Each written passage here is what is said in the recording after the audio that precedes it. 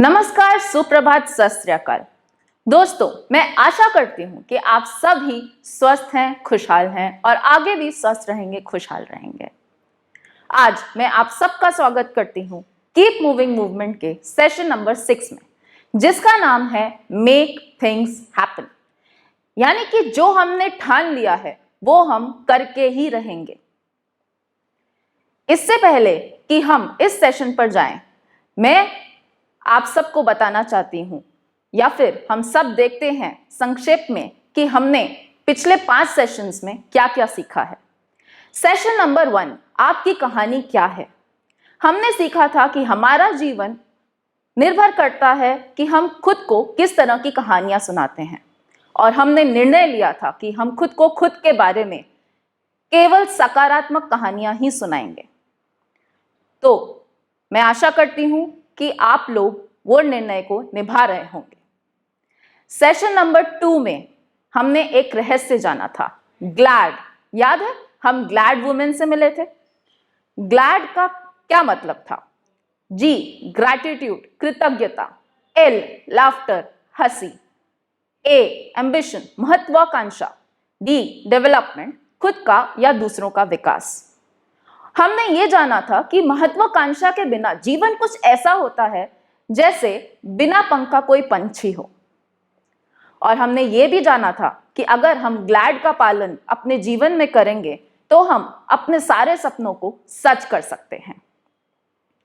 Session number 3 में Bharat eight 100 में हमने ये जानने की कोशिश करी थी कि जब भारत 100 वर्ष का होगा 2047 में, तो हम भारत को कैसा देखना चाहेंगे और हम खुद उसमें क्या भूमिका निभाना चाहेंगे।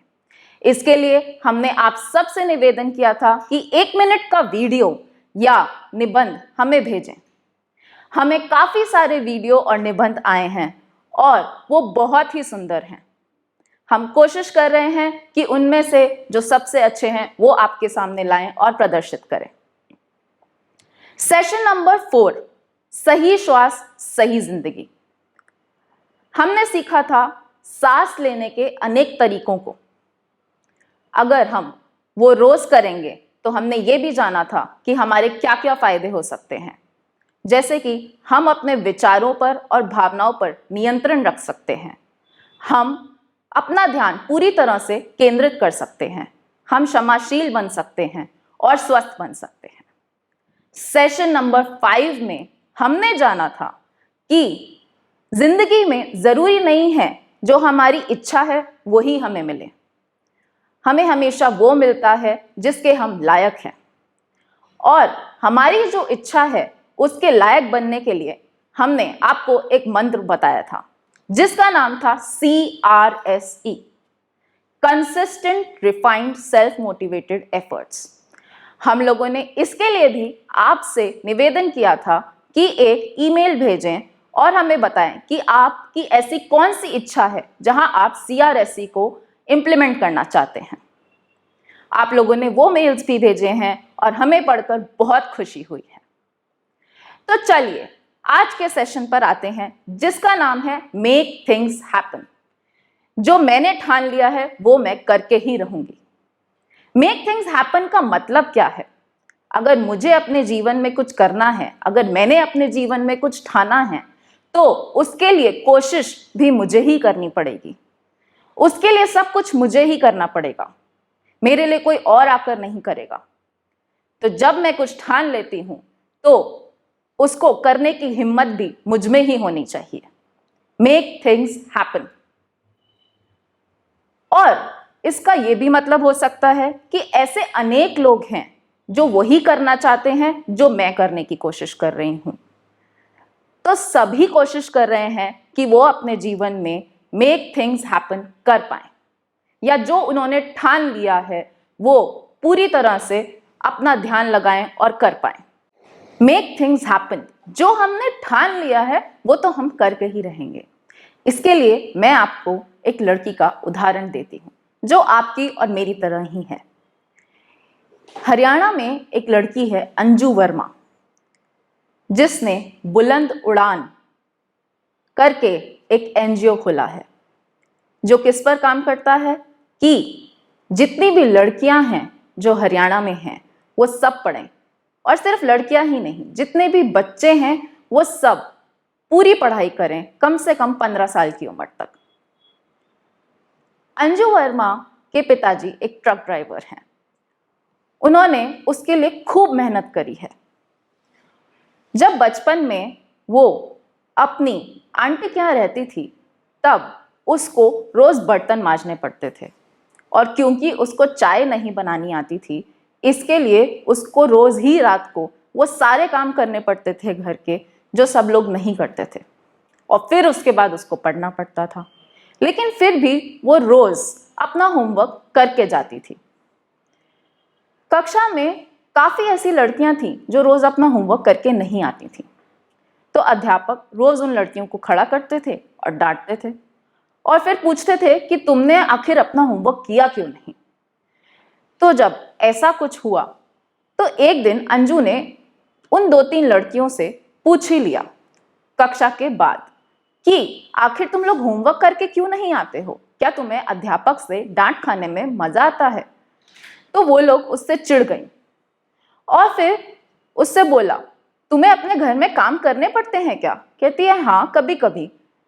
हमारे घर में हमें जाने के बाद कोई किताब ही नहीं खोलने देता है, हमने जितना कक्षा में पढ़ा है हम सिर्फ उतना ही पढ़ सकते हैं, हम घर जाकर बिल्कुल नहीं पढ़ सकते हैं। तो अंजू ने सोचा कि क्यों ना मैं इनके घर जाकर इनके माता पिता से बातचीत करूं। तो एक दिन कक्षा के बाद वो उनके घर गई और उनके माता पिता से बात करने की कोशिश करी, लेकिन माता पिता ने कुछ सुना ही नहीं और अंजू को वहां से भगा दिया।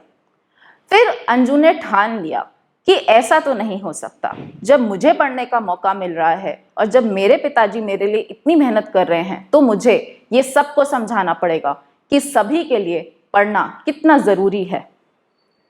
फिर उसने ऐसे करके सभी बच्चों के लिए कुछ ना कुछ अपनी कक्षा में मदद करी, और वो बार बार उन लड़कियों के घर गई, उनके माता पिता को समझाने की कोशिश करी, और इसके बाद जब सब लोग नहीं माने तो उसने पंचायत में जाने की कोशिश करी। पंचायत में ये फैसला हुआ कि 15 साल तक जो भी बच्चे हैं वो कक्षा में भी पढ़ेंगे और उनको जो भी होमवर्क मिलेगा वो पूरा पढ़ेंगे, सिर्फ काम नहीं करेंगे घर आके। इससे उसके काफी दोस्त बन गए और सिर्फ वो ही नहीं, सब लोग पढ़ने लगे। अब सब जब मिलजुल के पढ़ने लगे तो एक मजा सा आने लगा, फिर सभी उसके दोस्त बन गए। ऐसे करते करते आज तक उसने करीब 700 बच्चों को इस दुविधा से बाहर निकाला है कि अगर उन्हें घर जाकर पढ़ने नहीं दिया जाता और सिर्फ कक्षा में भेजा जाता है तो वो पढ़ने दिया जाए और जो भी होमवर्क है वो करने दिया जाए, और सिर्फ पढ़ने के लिए नहीं पढ़ने दिया जाए, कुछ बनने के लिए पढ़ने दिया जाए। तो अंजू वर्मा ने जो ठाना था वो करके दिखाया है। She has made things happen. वो एक असली उदाहरण है जो मेक थिंग्स हैपन में पूरी तरह से विश्वास करती हैं, और आज भी वो इस पर पूरी तरह से निर्भर हैं और कुछ ना कुछ काम करती ही रहती हैं। वो वहां पर रुकी नहीं हैं, आज भी वो हमारी तरह, आपकी तरह सारे बच्चों के साथ मिलकर दूसरा अपने काम को आगे बढ़ा रही है। अब मैं आपको अपने जीवन का एक और उदाहरण देती हूँ जहाँ पर मैंने जो ठाना था वो मैंने करके दिखाया है। मैं MBA की पढ़ाई कर रही हूँ, लेकिन मैं अकेली तो नहीं हूँ जो MBA की पढ़ाई कर रही हूँ। ऐसे काफ़ी बच्चे होंगे या काफ़ी लोग होंगे जो MBA की पढ़ाई कर रहे हैं, और ऐसे लाखों लोग हैं। तो मेरे लिए ये जानना ज़रूरी है कि मैं MBA कर क्या पाना चाहती हूँ, मेरा MBA करने का मकसद क्या है, और ये भी जानना ज़रूरी है कि मैं MBA कर भीड़ से अलग अपनी छवि कैसे बना सकती हूँ, क्योंकि सभी ऐसा सोच रहे हैं। तो इसके लिए मुझे क्या करना पड़ेगा, मेक थिंग्स हैपन जो मैंने ठान लिया है उसके लिए मैं क्या कर सकती हूँ। मुझ में इसके लिए क्षमता होनी चाहिए कि मैं दूसरे लोगों से जो MBA कर रहे हैं सीख सकूं, और जो मैंने सीखा है उसको अपने तरीके से कैसे लगा सकती हूँ अपनी जिंदगी में वो पाने के लिए जो मैं चाहती हूँ। तो जो मैंने ठान लिया है, अगर मुझे वो प्राप्त करना ही है और मुझे अपने जीवन में मेक थिंग्स हैपन इम्प्लीमेंट करना है, तो ये चीजें जानना बहुत जरूरी है कि आप जो भी कर रहे हैं आखिर आपके जीवन में वो करने का क्या मकसद है और क्या आप दूसरों से सीख कर वो चीज कर सकते हैं या नहीं, या दूसरों से सीखने की क्षमता भी रखते हैं कि नहीं। तो दोस्तों, जब हमने इतना कुछ सुन लिया तो मैं ये जरूर जानती हूँ कि आजकल आप सब लोग यही सोच रहे होंगे कि पढ़ाई में जो हमने ठान लिया है वो हम कैसे करें। How to make things happen according to our study plan. ये आपने सोचा होगा, आपने जरूर अपनी पढ़ाई के लिए एक प्लान बनाया होगा और उसमें आप बहुत कुछ करना चाहते होंगे। तो वो आखिरकार हम कैसे करें या उसको कैसे प्राप्त करें, तो इसके लिए मैं आज आपको कुछ तरीके बताती हूँ जो आपके लिए बहुत ही उपयोगी साबित हो सकते हैं।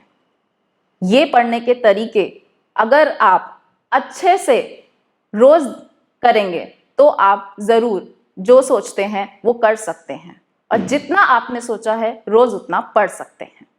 सबसे पहला तरीका, सही सांस सही जिंदगी। याद है आपको चौथा सेशन जिसमें हमने श्वास लेने के कई तरीके सीखे थे।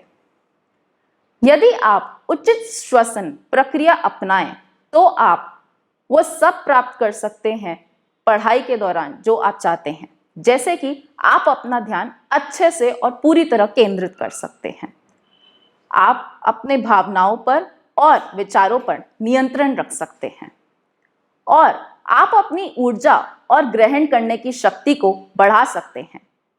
चाहे फिर आपकी कक्षा क्लासरूम में हो रही है या फिर ऑनलाइन, लेकिन आप जो भी पढ़ना चाहते हैं वो आप अच्छे से ग्रहण कर सकते हैं।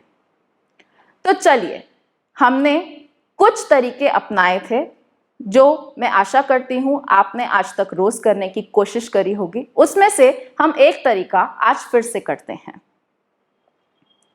जिसका नाम था रोमांचकारी सांस। दोस्तों, याद है आपको रोमांचकारी सांस हमने क्यों सीखी थी? अगर आपके मन में कोई भी डर होता है तो उसको निकालने के लिए यह सांस लेने का तरीका आपके काफी काम आ सकता है। याद रहे, सबसे बड़ा डर ही हमारी जिंदगी में सबसे बड़ा अवसर लेकर आता है। तो अब मैं आपसे निवेदन करूंगी कि आप अपने मन को शांत करें, एक जगह पर शांति से बैठ जाएं या मेरी तरह खड़े रहें। अब अपनी गर्दन और कंधों को आराम दें, पीठ सीधी रखें। आपको याद है मैंने क्या बताया था? इस तरीके में आपको गहरी सांस अंदर लेनी है, पेट से हवा खींचते हुए छाती तक लानी है, फिर 3 तक रुकना है और उसके बाद धीरे धीरे अपनी सांस बाहर छोड़नी है। तो मैं एक बार आपको करके दिखाती हूं और फिर हम कम से कम 5 बार करते हैं।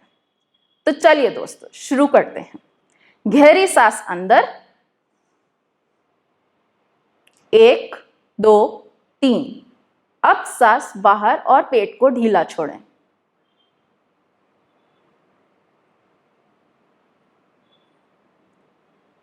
अब थोड़ा शांत महसूस हो रहा होगा। चलिए हम इसी को और 4 बार करते हैं। गहरी सांस अंदर, 1 2 3। अब सांस बाहर,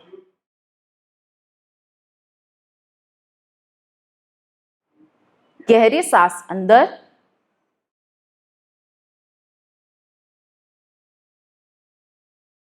1 2 3। अब सांस बाहर, 2 बार और करेंगे। गहरी सांस अंदर, 1 2 3। अब सांस बाहर, एक आखिरी बार। गहरी सांस अंदर, 1 2 3। अब सांस बाहर, अब धीरे धीरे अपनी आंखें खोलिए और सहजता से मुस्कुराइए। आपके मन में अगर थोड़ा सा भी डर होगा या आप थोड़े से भी चिंतित होंगे तो वो सब चीज़ें अब चली गई होंगी और आपको काफ़ी अच्छा लग रहा होगा। तो जो मैंने आपको लाभ बताए, सही सांस लेने के तरीके अगर आप रोज़ करेंगे तो आप अपनी पढ़ाई में काफ़ी कुछ कर सकते हैं जो शायद अभी नहीं कर पा रहे होंगे। ध्यान नहीं केंद्रित कर पा रहे होंगे या पढ़ते वक्त आपको अनेक ख्याल आते हैं, तो ये सब आप भूल जाएंगे और आप अच्छे से ध्यान केंद्रित करके अपने विचारों और ख्यालों पर नियंत्रण रखकर पढ़ाई कर सकते हैं। और सिर्फ इतना ही नहीं, आपकी ग्रहण करने की शक्ति और आपकी ऊर्जा भी बढ़ जाती है। तो पहला तरीका है सही सांस सही जिंदगी। तो दोस्तों, अब आपको थोड़ा अच्छा लग रहा होगा क्योंकि हमने सही सांस लेने का तरीका अपनाया और अभी हमने उसे कर भी लिया। अब मैं आपको बताती हूँ दूसरी तकनीक। पढ़ाई करने की दूसरी तकनीक जो बहुत ही ज़्यादा ज़रूरी है वो है प्रीव्यू स्टडी रिव्यू। प्रीव्यू मतलब जो हमें कक्षा में पढ़ाया जाने वाला है उसको हम पहले से ही जान लें। स्टडी मतलब जो हमें कक्षा में पढ़ाया जा रहा है वो हम अच्छे से पढ़ें। और रिव्यू मतलब जो हमें कक्षा में पढ़ाया गया है उसको हम अच्छे से अभ्यास करके संक्षेप में लिख लें। तो इसके लिए मैं आपको एक उदाहरण देती हूँ। मान लीजिए आपकी गणित की क्लास चल रही है। अब अध्यापक ने बोला कि कल वो ट्रिग्नोमेट्री पढ़ाने वाले हैं। अगर वो ट्रिग्नोमेट्री पढ़ाने वाले हैं तो आपको क्या करना चाहिए? अगर उन्होंने नहीं भी बोला कि वो क्या कल पढ़ाने वाले हैं तो आप ये जानने की कोशिश करिए या उनसे पूछिए कि आप कल क्या लेने वाले हैं। और अगर उन्होंने बोला कि हम ट्रिग्नोमेट्री करने वाले हैं तो फिर आपको क्या करना चाहिए? प्रीव्यू। प्रीव्यू में क्या करना होगा? ट्रिग्नोमेट्री क्या है, उसमें कैसे फॉर्मूले हैं, उसको कैसे पढ़ना चाहिए, कितने फॉर्मूले हैं, कैसे याद रखना चाहिए फॉर्मूलों को, ये सब जानने की कोशिश करें। सिर्फ किताब से ही नहीं पढ़ें, आप ये भी देखें कि ऑनलाइन उस पर क्या क्या अवेलेबल है। जब आप एक ये प्रीव्यू ले लेते हैं तो आपके मन में कुछ सवाल उठते हैं। अब वो सवालों के जवाब आप कैसे जानेंगे? जब अध्यापक आपको कक्षा में पढ़ाते हैं तब आप उन सवालों के जवाब ले पाएंगे। तो जब आप अच्छे से पहले से जान लेते हैं और पूरी तरह से जानकारी प्राप्त कर लेते हैं कि ट्रिग्नोमेट्री में क्या होता है या उसके लिए मुझे कितनी मेहनत करनी पड़ेगी, तो आपके पास एक क्लैरिटी आ जाती है। अब उसके बाद आपको क्या करना है? अगले दिन जब अध्यापक कक्षा में पढ़ाते हैं तो आपको जो जो नहीं समझ में आया वो तो आप पूछिए ही, और जो वो पढ़ा रहे हैं वो भी अच्छे से पढ़िए। जब आप ऐसा करते हैं तो सिर्फ आप अपना फायदा नहीं कर रहे हैं, जो आपके साथ सहपाठी हैं उनका भी फायदा कर रहे हैं। अब पूछेंगे वो कैसे? क्योंकि वो उत्साहित हो जाते हैं, अरे इसको तो पहले से ही पता है, हमें कैसे नहीं पता। फिर वो जानने की कोशिश करेंगे कि आपने ऐसा कब किया और कैसे किया, तो आप उनको अपना तरीका बताएंगे। और जब ये सब सवाल आप कक्षा में पूछते हैं तो सब लोग आपस में डिस्कस करते हैं कि कैसे करना चाहिए, क्या करना चाहिए, और एक अच्छा सा माहौल बन जाता है। फिर जब कक्षा में पढ़ाई हो जाती है और अध्यापक आपको सब सवालों के जवाब भी दे देते हैं, तब आप रिव्यू करने के लिए क्या करेंगे? अब रिव्यू करने के लिए आप या तो उसी दिन रात को उसको संक्षेप में लिख लीजिए या फिर अगले दिन सुबह उठ के जैसा भी आपको ठीक लगे उसको संक्षेप में लिख लीजिए कि मैंने आज क्या क्या सीखा। ये सिर्फ एक कक्षा के लिए नहीं, हर विषय के लिए हर कक्षा में कर सकते हैं। इस तरह से दोस्तों क्या होगा, आप सिर्फ मार्क्स लाने के लिए नहीं पढ़ेंगे, आप जो पढ़ेंगे उसमें आपकी रुचि आएगी और आपको कभी ऐसा लगेगा ही नहीं अरे मेरे पास तो इतना सब कुछ है पढ़ने को, मैं कैसे पढूं। जब आप ऐसा कुछ करेंगे तो आपकी रुचि जरूर बढ़ेगी और आप सिर्फ मार्क्स लाने के लिए कभी नहीं पढ़ेंगे, मार्क्स अपने आप आ जाएंगे। तो प्रीव्यू, स्टडी, रिव्यू, ये जरूर याद रखें और जरूर करें। तो दोस्तों, तीसरी तकनीक है प्रथम चीज प्रथम, प्रथम समय सही। मतलब आपको ये जानना है कि आपके लिए इस समय सबसे ज्यादा जरूरी क्या है। प्रथम चीज प्रथम, और प्रथम समय सही का मतलब है कि जब आप वो चीज करते हैं तो पहली बार में ही पूरा ध्यान केंद्रित कर कर उसको सही से करने की कोशिश करनी चाहिए। अब इसके लिए मैं आपको एक उदाहरण देती हूँ। मान लीजिए 1 महीने बाद आपकी परीक्षा आने वाली है, तो आपने सोचा इस महीने में मैं अपने 3 विषय को पूरी तरह पढ़ लूंगा। इस हफ्ते आपने सोचा है कि रोज 2 घंटे पढ़ूंगा और इंग्लिश लिटरेचर में जितने भी चैप्टर्स हैं सब पढ़ लूंगा। आज आपने 2 घंटे पढ़ लिया, लेकिन कल एक बर्थडे पार्टी का इनविटेशन आ गया, या आज ही आपके किसी दोस्त ने आपको एक पार्टी में बुला लिया। तो फिर आप क्या करेंगे? अगर 2 घंटे की जगह आपकी पढ़ाई सिर्फ 1 घंटे हुई है, तो आपको ये जानना जरूरी है कि इस समय सही क्या है, पहली चीज क्या है, मैं प्राथमिकता से क्या कर सकता हूं। मुझे पहले पढ़ाई करनी चाहिए। तो मान लीजिए 6 से 7 तक आपने पढ़ लिया और पार्टी 9 बजे शुरू है। अगर पार्टी 9 बजे शुरू है तो आप 7 से 8 तक पढ़ सकते हैं। अगर पार्टी 8 बजे शुरू हो रही है तो भी आपको सिर्फ पार्टी के बारे में नहीं सोचना चाहिए, आपको 7 से 8 तक पहले पढ़ लेना चाहिए। आपके लिए ये जानना बहुत जरूरी है कि आप पार्टी में जाना चाहते हैं या आप अपनी पढ़ाई करना चाहते हैं। तो प्रथम चीज प्रथम, पढ़ाई पहले होनी चाहिए। उसके बाद मान लीजिए कि आपने सोचा नहीं, आज ना मैं 1-2 घंटे की जगह 1 घंटे पढ़ लेता हूँ और बाकी 3 घंटे कल पढ़ लूंगा। और वो जो 1 घंटे भी आप अपना ध्यान केंद्रित करने की कोशिश कर रहे हैं, उसमें भी आप यही सोचते जा रहे हैं, मैं क्या पहन के जाऊं, मैं पार्टी में कैसे जाऊं, मैं कब जाऊंगा, तो वो 1 घंटा भी दोस्तों व्यर्थ चला जाएगा। तो इसके लिए प्रथम समय सही करना बहुत जरूरी है। तो जब आपने कुछ ठान लिया है तो उसको करने के लिए प्रथम चीज प्रथम और प्रथम समय सही करना बहुत जरूरी है। अगर आपने ठाना है कि रोज 2 घंटे देकर मुझे इंग्लिश लिटरेचर के सारे चैप्टर्स खत्म करने हैं, तो रोज 2 घंटे देना जरूरी ही है। चाहे फिर कोई और बुलाए या हमें कुछ और काम आ जाए, वो सब जरूरी नहीं है। हमें पहले प्राथमिकता से अपनी पढ़ाई करनी है। और ये किसी में भी आप सोच सकते हैं। आप खेलने जाते हैं, पढ़ते हैं या कुछ भी करते हैं, ये जरूरी है कि आप प्रथम चीज पहले करें और प्रथम समय में ही सही कर लें। तो दोस्तों, इतनी सारी तकनीक जान के आपको अच्छा तो लग रहा होगा और आपको ऐसा भी लग रहा होगा अगर हम रोज ये सब करें तो हम कम समय में ज्यादा पढ़ सकते हैं। तो इसके लिए और एक तकनीक है। इस तकनीक का नाम है 50 मिनट का 1 घंटा। हाँ, मैं जानती हूं कि 60 मिनट होते हैं 1 घंटे में, लेकिन अब हम सुनेंगे कि 50 मिनट का 1 घंटा कैसे हो सकता है। मान लीजिए आज आपने सोचा है कि अभी 1 घंटे एकदम ध्यान लगा के मैं पूरी तरह पढ़ूंगा और कुछ भी नहीं सोचूंगा, बिल्कुल भी ध्यान इधर उधर नहीं जाएगा। तो उसके लिए आपको क्या करना है? आपने अगर 1 घंटे का सोचा है तो ये सोचिए कि आप 50 मिनट में कितना पढ़ सकते हैं।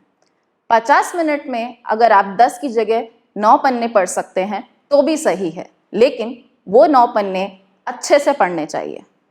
और 50 मिनट पढ़ने के बाद आप 10 मिनट का एक ब्रेक लीजिए और फिर किटकैट खाइए। वो किटकैट का ऐड है ना, ब्रेक तो बनता है।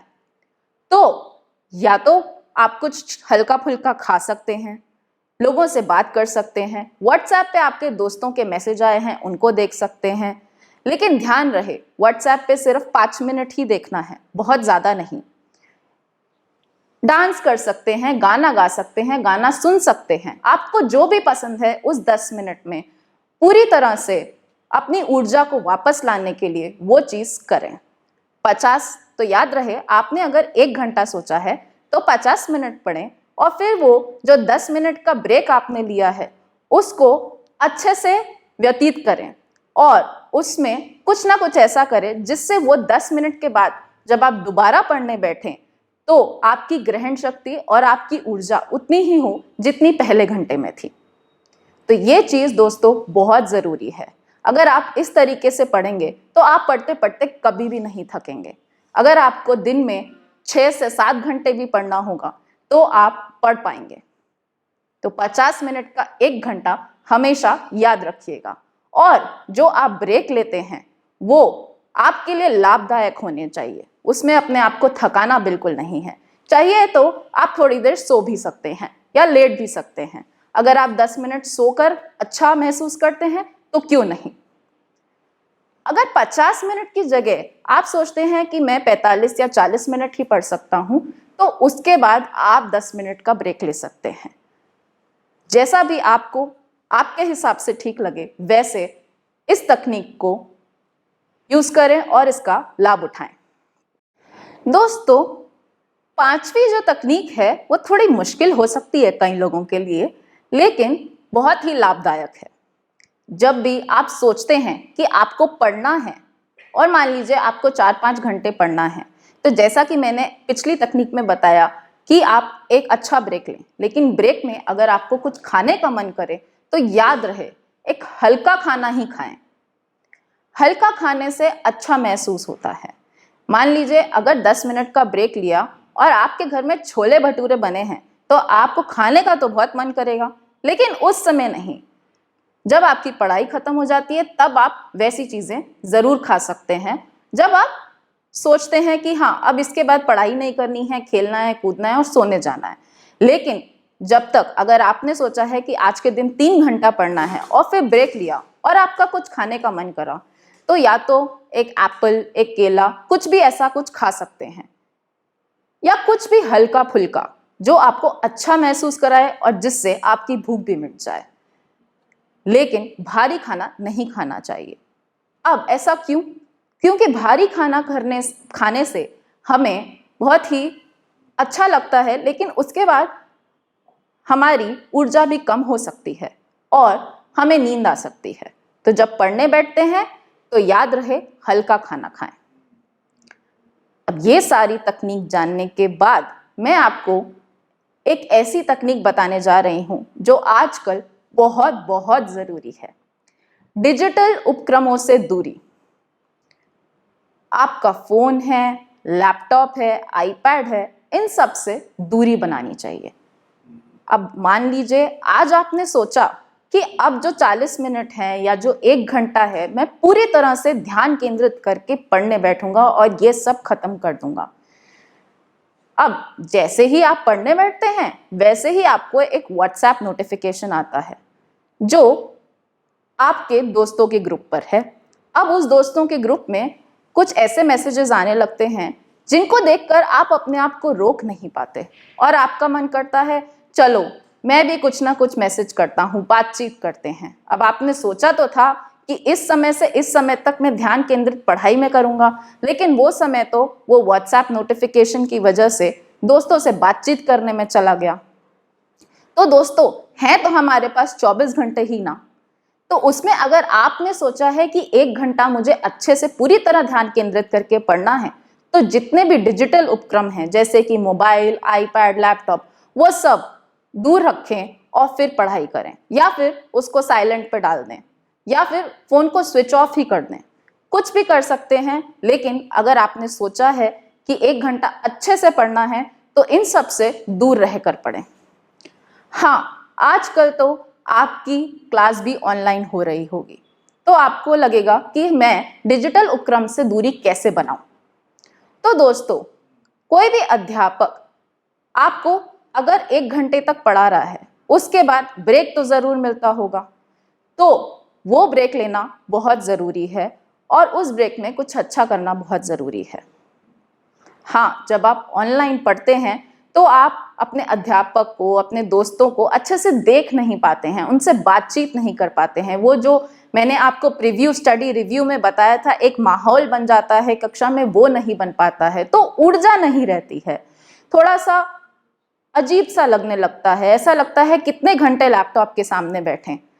लेकिन इन सब से परे होकर भी अगर आप पूरी तरह से ध्यान केंद्रित करेंगे और कंप्यूटर को सिर्फ एक माध्यम की तरह देखेंगे जिससे आपको शिक्षा मिल रही है अभी के वक्त, तो आप ये जरूर कर पाएंगे।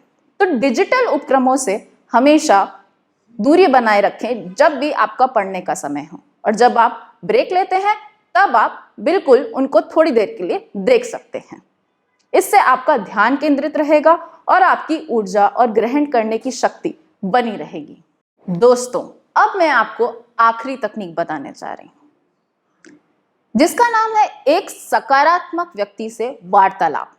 अब ये सकारात्मक व्यक्ति आपके मम्मी पापा हो सकते हैं, आपके दादा दादी नाना नानी हो सकते हैं, आपके भाई बहन हो सकते हैं, आपके टीचर हो सकते हैं, या फिर आपके कोई करीबी दोस्त हो सकते हैं।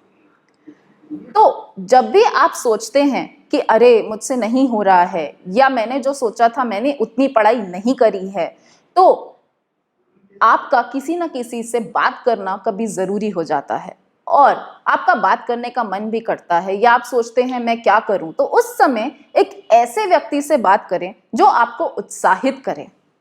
मान लीजिए आपके दो दोस्त हैं। एक दोस्त जो पढ़ता तो बहुत है लेकिन हमेशा चिंता में ही रहता है, अरे मेरा ये नहीं हुआ, अरे मेरा वो नहीं हुआ। और दूसरा दोस्त है जो पढ़ता है और आराम से सोचता है कि अच्छा इतना हो गया, अब बाकी भी हो जाएगा। तो आप किसको चुनेंगे? अब आप ऐसे हैं जो आपने सोचा था उतना आप शायद आज के दिन नहीं पढ़ पाए हैं, और फिर आप चिंतित होने लगे या आपको थोड़ी सी घबराहट होने लगी। तो आप क्या करेंगे?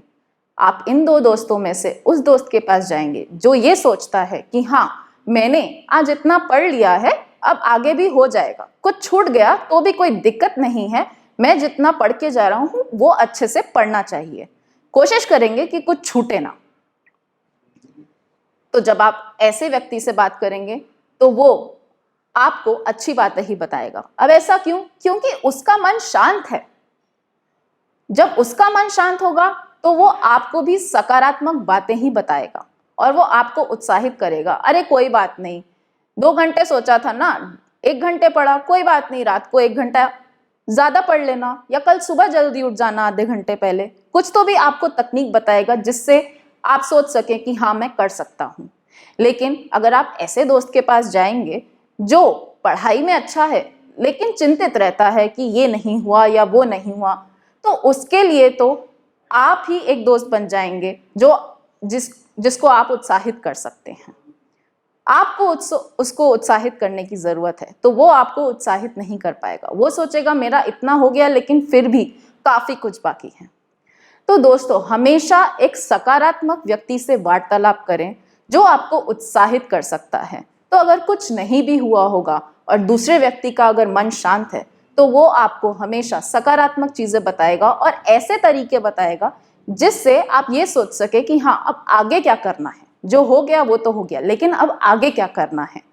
अगर मेरी पढ़ाई इतनी नहीं हो पाई जितनी मैंने आज के दिन या इस हफ्ते में सोची थी, तो मैं आगे कैसे सोच सकता हूँ या कैसे फिर से अपना प्लान बना सकता हूँ और उसको पूरा कर सकता हूँ। तो दोस्तों, ये सारी तकनीक अगर आप अपनाएं और इनका प्रयोग आप अपनी जिंदगी में रोज करें तो मुझे पूरा यकीन है कि आप कम समय में बहुत ज्यादा पढ़ ही नहीं सकते, उसको काफी देर तक याद भी रख सकते हैं और आप कभी सोचेंगे ही नहीं कि मैं इतने मार्क्स लाऊं या उतने। आपके मार्क्स हमेशा अपने आप ही आ जाएंगे। तो हमेशा यही सोचिए कि जब भी पढ़ना है शांत मन से और खुशी से पढ़ना है, चिंता करके नहीं पढ़ना है। तो मैंने आपको 7 तरीके बताए हैं, उन 7 में से आपको सभी अच्छे लगें तो सभी करिए, लेकिन अगर आपको ऐसा लगता है कुछ 4-5 तरीके हैं जिनकी आपको सबसे ज्यादा आवश्यकता है तो पहले वो करने की कोशिश करिए। तो मैं आशा करती हूं कि ये सारे तरीके आपके बहुत काम आएंगे और आप इनका प्रयोग अपनी पढ़ाई में रोज करेंगे। जब आप ऐसा रोज करेंगे तो आप जैसे चाहते हैं वैसे पढ़ सकते हैं, और सिर्फ वो पढ़ना ही नहीं, आप काफी कुछ और भी कर सकते हैं और आप अपने खेल के लिए या जो भी आपको इच्छा होती है डांस करने की, गाने की, गाना सीखने की, उन सब के लिए भी समय निकाल सकते हैं। तो दोस्तों, आप ये सब करिए और खूब अच्छे से मेहनत करके ध्यान केंद्रित करके पढ़िए। तो दोस्तों, कैसा लगा आपको ये सब तकनीक सीख के? आपके लिए मैं ये सारी तकनीक एक बार फिर से बताती हूँ। पहली तकनीक थी सही सांस सही जिंदगी। अगर आप वो सांस लेने के तरीके रोज करेंगे तो आपको ज़रूर अच्छा लगेगा और आपका ध्यान बहुत अच्छे से केंद्रित रहेगा। आपकी ऊर्जा भी हमेशा बड़ी रहेगी। दूसरा तरीका है प्रीव्यू स्टडी रिव्यू। जो आपको पढ़ाया जा रहा है वो आप पहले से जानने की कोशिश करें, कक्षा में पढ़ें और फिर वापस जाकर उसका अभ्यास कर कर उसको संक्षेप में लिख लें। तीसरा तरीका है प्रथम चीज प्रथम, प्रथम समय सही। जो आपके लिए जरूरी है वो आप पहले करें और पहली बार में ही उसको सही करने की कोशिश करें। चौथा तरीका है 50 मिनट का 1 घंटा। याद है, किटकैट ब्रेक तो बनता है, चॉकलेट जरूर खा सकते हैं आप, तो वो 50 मिनट का अगर आप 1 घंटा करेंगे तो आपको 6 घंटे भी पढ़ना हो तो आप थकेंगे नहीं। पांचवा तरीका है हमेशा हल्का खाना खाना। ऐसा नहीं कि पूरे दिन में ही हल्का खाना खाना है, लेकिन अगर आपने 4 घंटे में सोचा है कि 3 से 7 बजे तक मैं पढ़ूंगा या मैं पढ़ूंगी, तो वो 3 से 7 बजे के बीच आपको कुछ तला हुआ या ऐसा नहीं खाना है। कोई भी आप फ्रूट खा सकते हैं या कोई भी ऐसी चीज जो हल्की हो और जिससे आपकी ऊर्जा बढ़ जाए। उसके बाद छठा तरीका है डिजिटल उपक्रम से दूरी। फोन, लैपटॉप, आईपैड, इन सब से पढ़ने के टाइम दूरी बनाए रखें। अगर आपकी क्लास ऑनलाइन है तो कंप्यूटर को एक माध्यम की तरह देखने की कोशिश करें और ब्रीदिंग एक्सरसाइजेस, सही श्वास, उचित श्वसन प्रक्रिया जरूर अपनाएं ताकि आपकी ऊर्जा और ग्रहण करने की शक्ति बढ़ी रहे। और सातवीं और अत्यधिक जरूरी है, हमेशा जब भी कुछ लगे, कोई घबराहट हो, डर लगे, तो एक सकारात्मक व्यक्ति से वार्तालाप करें। उससे आपकी ऊर्जा भी बढ़ती है और आपका मन भी अच्छा हो जाता है और आप फिर से तैयार हो जाते हैं कि चलो हम पढ़ते हैं।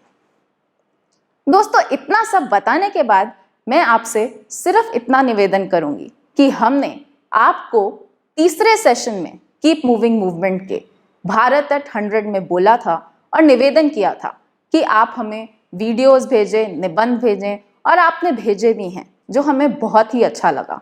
हमें कुछ बहुत ही सुंदर निबंध मिले हैं, बहुत ही सुंदर वीडियो मिली हैं।